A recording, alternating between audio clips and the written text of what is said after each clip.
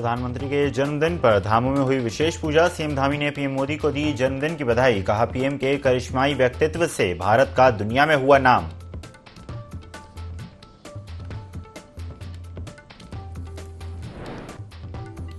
प्रधानमंत्री आवास योजना और ग्रामीण आजीविका मिशन के लाभार्थियों का सम्मान। मुख्यमंत्री पुष्कर सिंह धामी ने किया लाभार्थियों को सम्मानित। कहा, प्रधानमंत्री का हर गरीब को घर दिलाने का सपना हो रहा साकार।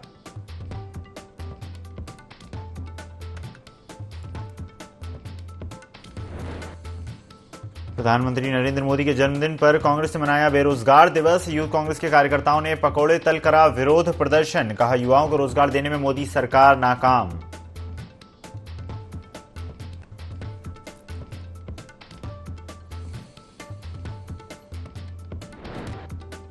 बद्रीनाथ में उपलब्ध लाइसेंस शस्त्रों का किया जाएगा सत्यापन। धाम में फायरिंग दहशत फैलाने की कोशिश, आरोपी की पिस्तौल सहित गिरफ्तार।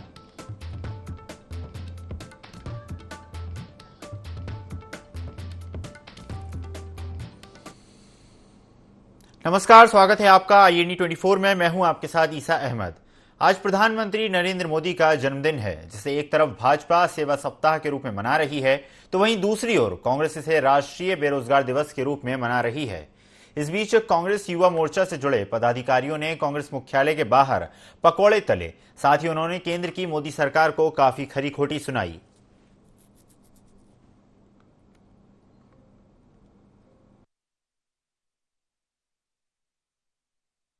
प्रधानमंत्री है नरेंद्र मोदी जी, उनका जन्म दिवस है और जिस प्रकार से लोकसभा चुनाव में 2014 में मोदी जी ने युवाओं से वादे किए थे कि उन्हें रोजगार दिए जाएंगे, प्रतिवर्ष 2 करोड़ रोजगार दिए जाएंगे, लेकिन प्रधानमंत्री बनने के बाद वो युवाओं से किए वादे भूल चुके हैं और आज युवा कांग्रेस उनके जन्म दिवस को राष्ट्रीय बेरोजगार दिवस के रूप में मना रही है। और जिस प्रकार से मोदी जी ने अपने वक्तव्य में कहा था कि युवाओं को पकौड़े तलने चाहिए, चाय बनानी चाहिए, ये भी एक प्रकार का रोजगार है, तो हम उनसे पूछना चाहते हैं कि क्या यूनिवर्सिटियों से इतनी बड़ी बड़ी डिग्रियां पढ़ने लिखने के बाद युवाओं के लिए यही रोजगार है? क्या उन्हें अपने देश में अपने काबिलियत के हिसाब से रोजगार नहीं मिलेगा?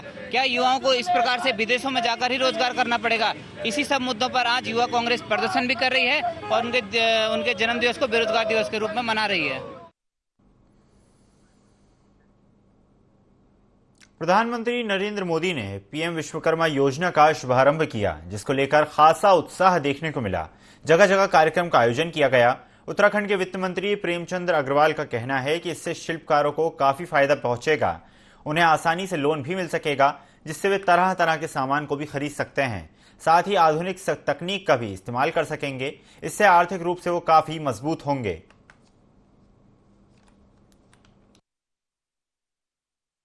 जो हमारे दस्तकार हैं, शिल्पी हैं या इस प्रकार के 18 हुनर जिनके हैं, उन लोगों का जिसका कभी किसी ने नहीं सोचा। इससे पहले जो असंगठित मजदूर थे उनके बारे में माननीय मोदी जी ने काम किया और आज उन्हीं के लिए ये स्कीम लाई है। उनका जीवन स्तर बढ़ेगा, उनके उत्पाद किस प्रकार से उसमें और सुधार आए, किस प्रकार से उनको बाजार मिले, ये सारी चीज़ें माननीय प्रधानमंत्री जी के कर कमलों से आज स्कीम को आज शुरू कर रहे हैं। और मुझे लगता है और ये जो लोन दे रहे हैं ये बहुत कम रेट पे और बिना गारंटी के हैं, तो ये बड़ी बात है क्योंकि उस वर्ग को आज पहली बार किसी प्रधानमंत्री ने उनको आगे बढ़ाने का काम किया। मैं माननीय प्रधानमंत्री जी का धन्यवाद है। राज्यसभा सांसद कल्पना सैनी उधम सिंह नगर के जसपुर पहुंची, जहां बीजेपी कार्यकर्ताओं ने उनका स्वागत किया। इस दौरान सांसद कल्पना सैनी ने लाखों की लागत से बनी सड़क का लोकार्पण किया और क्षेत्रवासियों को विकास की सौगात दी।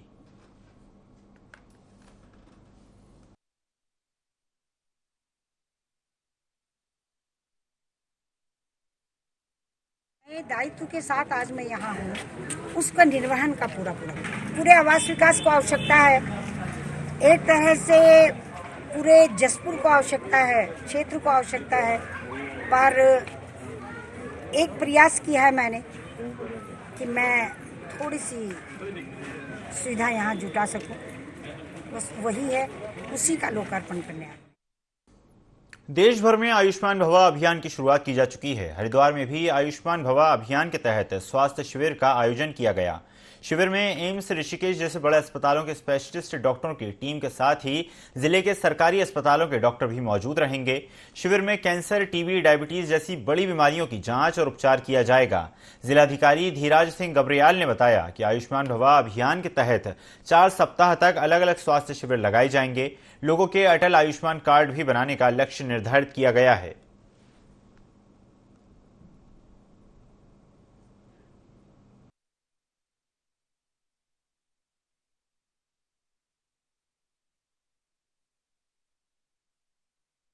भवा कार्यक्रम के अंतर्गत पूरे जनपद में, वैसे तो पूरे प्रदेश में लगभग 4 वीक एक प्रोग्राम चल रहा है। इसमें पहले वीक में जो नॉन कम्युनिकेबल डिजीजेज हैं उसके बारे में एक अवेयरनेस प्रोग्राम और जगह जगह पे लोगों की जांच की जाएगी। और दूसरे वीक में जो कम्युनिकेबल डिजीज हैं, आपका टीबी हो गया, लेप्रोसी का हो गया, इनके बारे में अवेयरनेस प्रोग्राम हमारे चलेंगे पूरे जनपद में। और लोगों का चेकअप वगैरह भी हम लोग कराएंगे।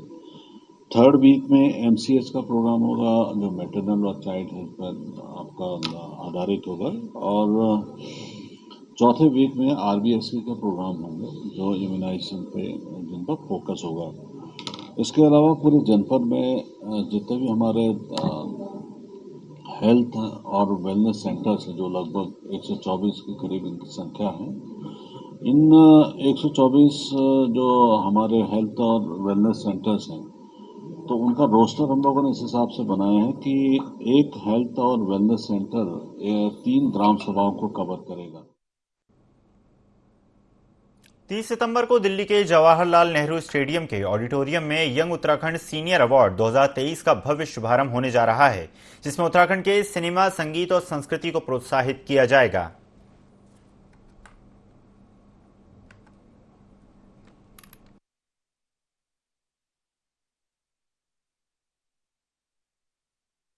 सिने अवार्ड 2023 इस शो का 11वां संस्करण है। जैसा कि हम एक दशक अपना पार कर चुके हैं और दूसरे दशक में प्रवेश कर चुके हैं, इस साल खास ये है कि पहली बार उत्तराखंड की 5 फीचर फिल्म्स लोगों के समक्ष हुई और पहली बार वो यंग उत्तराखंड सिने अवार्ड में नॉमिनेशन में पार्टिसिपेट कर रही हैं। फीचर फिल्म्स के साथ साथ 9 शॉर्ट फिल्म्स इस साल नॉमिनेशंस में पार्टिसिपेट कर रही हैं। इसके साथ ही म्यूज़िक वीडियो में जो बहुत शानदार काम आप देख रहे हैं, और उसमें से 200 से ज़्यादा सॉन्ग्स इस बार नॉमिनेशन कैटेगरीज में पार्टिसिपेट कर रहे हैं। यंग उत्तराखंड सिने अवार्ड जैसा कि इस साल जवाहरलाल नेहरू ऑडिटोरियम दिल्ली में प्रस्तावित है, जो कि 2500 पैक्स का ऑडिटोरियम है। एक साथ कला को प्रेम करने वाले, साहित्य को समझने वाले और फिल्म और रंगमंच से जुड़े हुए लोग एक साथ जब जवाहरलाल नेहरू ऑडिटोरियम में एकत्रित होते हैं तो ये एक बड़ा प्रतिष्ठित बात संस्था के लिए भी है और जो लोग उसमें पार्टिसिपेट कर रहे हैं उन सभी के लिए। हल्द्वानी में बाल विकास परियोजना के तहत पोषण माह के अंतर्गत सुपोषित भारत, साक्षर भारत, सशक्त भारत थीम पर अंबेडकर पार्क में कार्यक्रम का आयोजन किया गया। मुख्य अतिथि के रूप में नगर पंचायत अध्यक्ष लालचंद्र सिंह, वार्ड सदस्य, चिकित्सक, शिक्षक मौजूद रहे। कार्यक्रम में 8 महिलाओं को गोद भराई, 8 किशोरी बालिकाओं को चार्ट प्रतियोगिता, 6 से 3 वर्ष के बच्चों की स्वच्छता एवं स्वच्छता की जांच की गई। साथ ही साथ 19 महिलाओं को महालक्ष्मी किट का वितरण किया गया। पोषण आधारित संवेदनशीलता के लिए प्रमुख मानव जीवन चक्र यानी गर्भावस्था, बचपन और किशोरावस्था के बारे में जागरूक किया गया।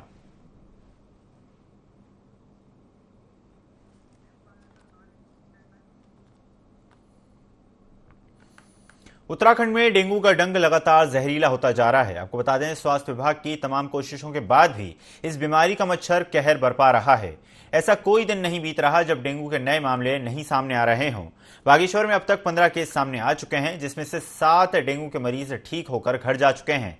लेकिन यहाँ के स्थानीय लोगों में डेंगू का पॉजिटिव पाए जाना चिंता का विषय बना हुआ है। अब जिला प्रशासन भी इसे लेकर अलर्ट मोड पर आ गया है। जिले के सभी अस्पतालों में स्पेशल डेंगू वार्ड तैयार किए जा रहे हैं।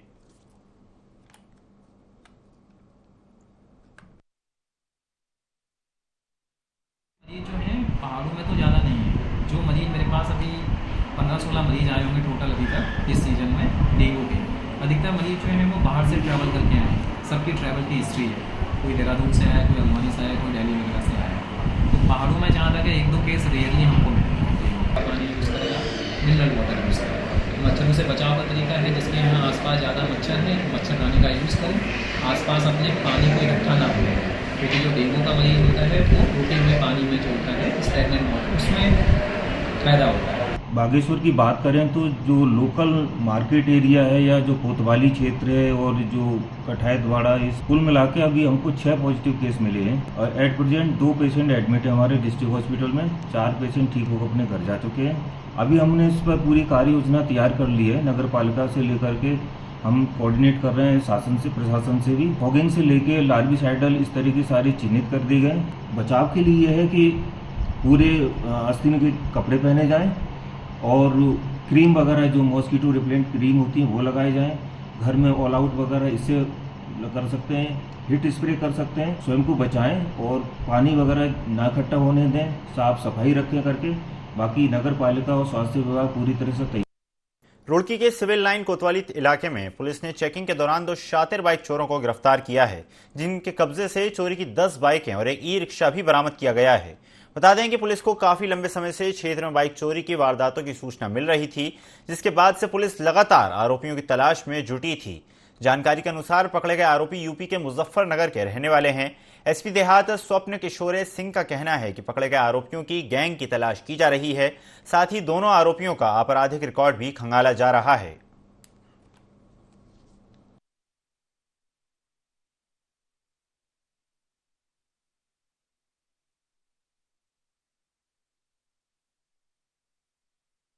क्षेत्रों में 2 पहिया वाहनों की चोरी पर अंकुश लगाने और पूर्व में पंजीकृत अभियोगों के अनावरण हेतु एसएसपी हरिद्वार सर के द्वारा निर्देश दिए गए थे। उसी क्रम में सीओ रुड़की के निकट पर्यवेक्षण में और इंस्पेक्टर सिविल लाइन के नेतृत्व में टीम के द्वारा उल्लेखनीय सफलता हासिल करते हुए 2 अभियुक्तों गिरफ्तार करने में सफलता हासिल की गई, जिनकी निशानदेही पर 10 चोरी की मोटरसाइकिलें और एक ई-रिक्शा बरामद किया गया है। मुख्य रूप से ये लोग नशे के शिकार हैं और अपनी आवश्यकताओं की पूर्ति के लिए ये चोरी की घटनाएं करना इन्होंने स्वीकार किया है।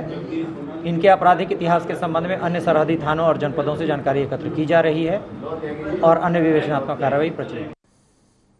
चमोली के एसपी रेखा यादव ने कहा कि पुलिस और पत्रकार सभ्य समाज के निर्माण के लिए एक अहम भूमिका के रूप में काम करते हैं।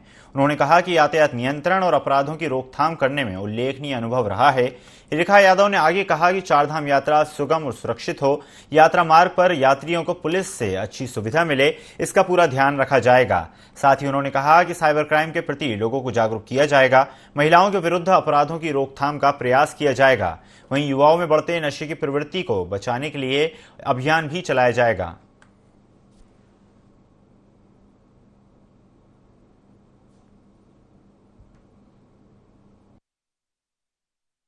स्थल होने के दृष्टिगत अगर जो घटना यहाँ कारित हुई है उसकी हम निंदा करते हैं। साथ ही जो इस घटना के संबंध में जो तहरीर प्राप्त हुई थी उस पर हमारे द्वारा अभियोग पंजीकृत कर लिया गया है एवं इसमें आवश्यक विधिक कार्रवाई अमल में लाई जा रही है। चूंकि घटना से कहीं ना कहीं एक भय का माहौल व्याप्त होने की आशंका थी, बट ऐसी कोई संभावना यहाँ नहीं है। सभी यात्रा सकुशल चल रही है और आगे भी चलती रहेगी। इसको लेकर के किसी तरह की कोई दुविधा मन में ना रखें। जो घटना हुई है उस पर हम लोग अपने स्तर से लीगल कार्रवाई जो हमारी तरफ से अपेक्षित है वो की। खटीमा में प्रधानमंत्री नरेंद्र मोदी का जन्मदिवस धूमधाम से मनाया गया। इस अवसर पर भाजपा कार्यकर्ताओं ने कई जगह कार्यक्रमों का आयोजन किया। पीएम के जन्मदिन पर कई जगहों पर केक काटे गए, तो वहीं अस्पतालों में मरीजों को फलों का वितरण किया गया। मंडी समिति ने सभागार में भव्य कार्यक्रम का आयोजन किया। भाजपा महिला मोर्चा के द्वारा मंडी समिति अध्यक्ष नंदन सिंह के साथ मिलकर पीएम के जन्मदिन का केक काटा गया। इस अवसर पर भाजपा महिला मोर्चा की जिलाध्यक्ष विमला मंडेला ने कहा कि यह हमारे लिए बड़े गर्व की बात है। आज हमारे प्रधानमंत्री का जन्मदिन है और हम इस अवसर पर उनकी लंबी उम्र के लिए प्रार्थना करते हैं।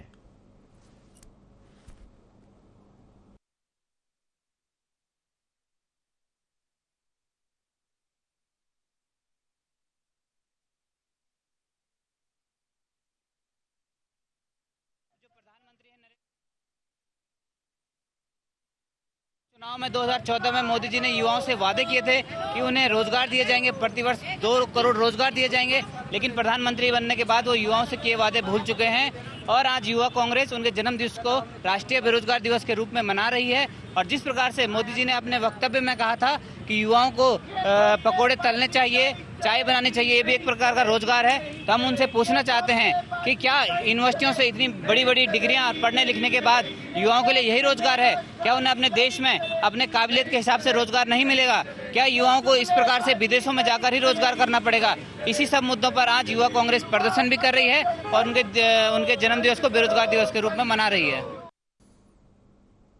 पीएम नरेंद्र मोदी के जन्मदिन पर सितारगंज के सामुदायिक स्वास्थ्य केंद्र में कैबिनेट मंत्री सौरभ बहुगुणा ने आयुष्मान भव कार्यक्रम का शुभारंभ किया। इस मौके पर मंत्री सौरभ बहुगुणा ने कहा कि इस अभियान के तहत हम स्वास्थ्य सेवाओं को प्रमोट करेंगे, साथ ही स्वास्थ्य से जुड़ी योजनाओं को लोगों तक पहुंचाने की कोशिश की जाएगी। साथ ही उन्होंने कहा कि जल्द ही आधुनिक सुविधाओं से लैस नए अस्पताल की सितारगंज को सौगात दी जाएगी।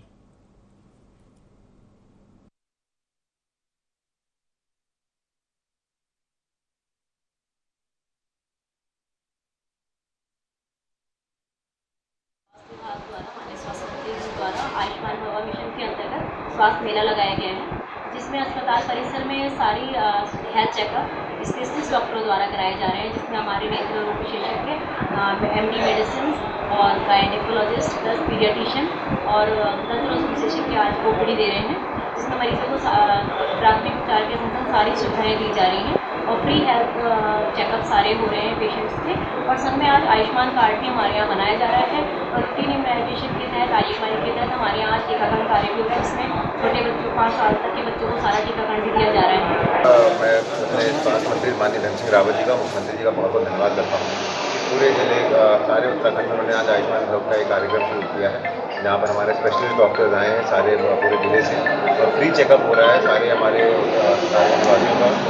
हमारे चाहे वो एक्सरे हो, चाहे वो आँख का डॉक्टर हो, चाहे वो मेडिसिन हो, चाहे जैसे भी हो पेशेंट आ रहा है उसको फ्री में इलाज दिया जा रहा है। और एक कोशिश है कि जो हेल्थ व्यवस्था है उसको सुधारा जाए, ज़्यादा से ज़्यादा लोगों तक इसका फ़ायदा पहुँचे, इसलिए मैं अपनी सरकार को बहुत बहुत हरिद्वार के रोशनाबाद विकास भवन सभागार में केंद्र और राज्य सरकार के विकास कार्यों को लेकर अधिकारियों की समीक्षा बैठक हुई। बैठक में सामान्य प्रशासन विभाग के सचिव विनोद कुमार सुमन ने जरूरी निर्देश दिए और कामों को विभाग के पोर्टल पर अपलोड करने को कहा। सचिव विनोद कुमार सुमन ने कहा कि मुख्यमंत्री के आदेश पर वो जिलों में जाकर सरकार की योजनाओं की समीक्षा कर रहे हैं। साथ ही कहा कि जिले के अधिकारी कार्यक्षेत्र में जाने की साप्ताहिक सूची तैयार कर लें, जिससे केंद्र और राज्य सरकार की योजनाओं का लाभ दोनों लोगों तक पहुंचाकर समस्याओं का समाधान किया जा सके।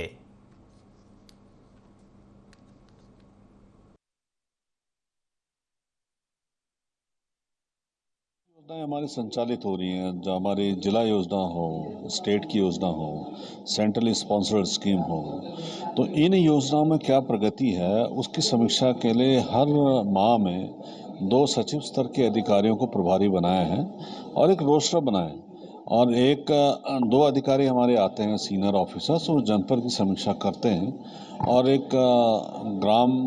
किसी भी ग्राम सभा में भ्रमण करेंगे। वहाँ पे जितनी भी योजनाएं हमारी फिर भी जो जिला स्तर की, राज्य स्तर की और सेंट्रल स्तर की जितनी भी योजनाएं हैं उनका अपना वो एक रिव्यू लेते हैं और प्रोग्रेस को देखते हैं। तो आज सचिव विनोद सुमन जी आए हुए हैं, तो अभी जनपद स्तर में उन्होंने समीक्षा की है जनपद स्तरीय अधिकारियों की और उसके बाद फिर ग्राम सभा के भ्रमण पर जा रहे हैं। हर एक सेक्रेटरी को हर एक महीने किसी एक जिले में जाके वहाँ पे जो विकास कार्य चल रहे हैं, निर्माण कार्य चल रहे हैं, जो स्कीम्स हैं, चाहे भारत सरकार की, चाहे राज्य सरकार की, चाहे जिले की योजनाएं हैं, उसकी क्या प्रगति है इसको देखे जाने के लिए निर्देश दिए गए हैं।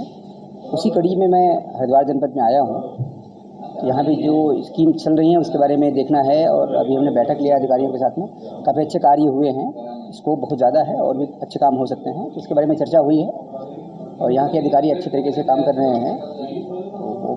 डिस्कशन हुआ है कि किस तरह से और अच्छा हम इसको कार्य को करें, जो कमियां उसे दूर करें। जो स्कीम्स चल रही हैं उसके बारे में लगातार हमारा जो राज्य सरकार का सूचना लोक संपर्क विभाग है वो लगातार प्रचार प्रसार करता है। जनपद स्तर से जब जिलाधिकारी बैठक करते हैं, मुख्य विकास अधिकारी बैठक करते हैं, तो लोगों को बताते हैं योजनाओं के बारे में। बागेश्वर उपचुनाव में भाजपा की जीत के बाद बागेश्वर जिले के भाजपा कार्यकर्ताओं को धन्यवाद देने भाजपा प्रदेश अध्यक्ष महेंद्र भट्ट पहुंचे।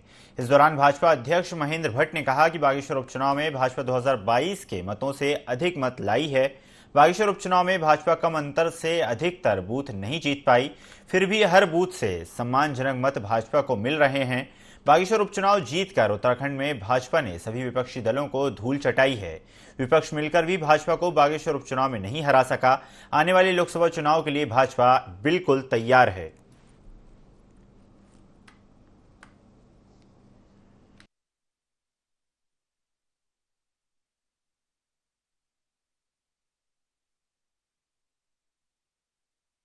लोकसभा चुनाव में तो हमारा सीधा कांग्रेस से फाइट होती है। लोकसभा का चुनाव का पूरा विषय अलग प्रकार का होता है। केंद्र योजनाओं से जुड़े हुए विषय होते हैं। मोदी जी के प्रति प्रत्येक व्यक्ति का जन समर्थन है। इसलिए मैं कह सकता हूँ लोकसभा चुनाव के अंदर हमको 60% से ज़्यादा मत टोटल पोलिंग में प्राप्त हुआ है। इस बार भी हमको प्राप्त होगा और हम लोग अल्मोड़ा लोकसभा सहित 5 लोकसभा के अंदर भारतीय जनता पार्टी के सांसद जीत कर जाएंगे। अभी तक की अभूतपूर्व सभा मोदी जी की पिथौरागढ़ के अंदर होगी और वो हमारे उत्तराखंड के चुनाव में जीत का के लिए मील का पत्थर साबित होगी। इस बुलेटिन में फिलहाल इतना ही। खबरों का सिलसिला लगातार जारी है। बने रहिए IND24 के साथ। नमस्कार।